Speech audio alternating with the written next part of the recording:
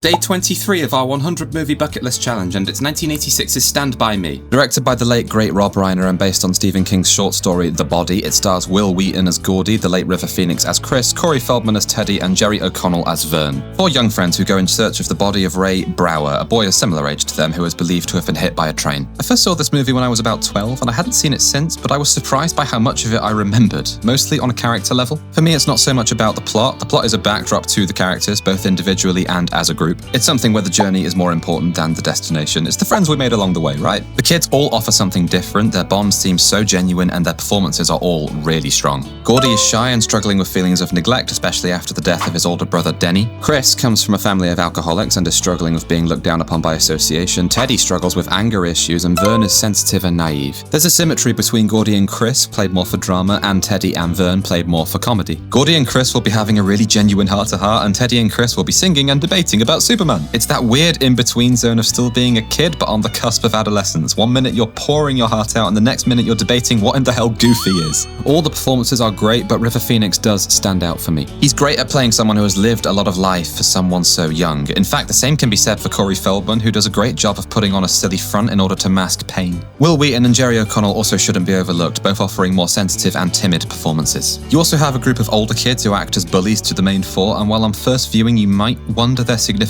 by the time you get to the end, you see why they're here. They serve for a climax that feels genuinely dangerous, and a payoff that illustrates how Gordy and Chris in particular have changed. What I love the most about Stand By Me is how it does a lot with a little. It's a simple plot, and by the time you get to the end, even though the plot is talked about a lot, it's not really the point. The real point is the bond between these kids and portraying that period of adolescence in a relatable, funny, sometimes heartbreaking way. Even though on a plot level nothing huge happens, it still feels really consequential. This is obviously a formative movie for a lot of people, and while I can't quite make that claim myself, I would be lying if I said it didn't make me think about my own childhood. And to be honest, I will be stunned if it doesn't make you reflect on at least one aspect of your life growing up. Thanks for coming to my TELF Talk.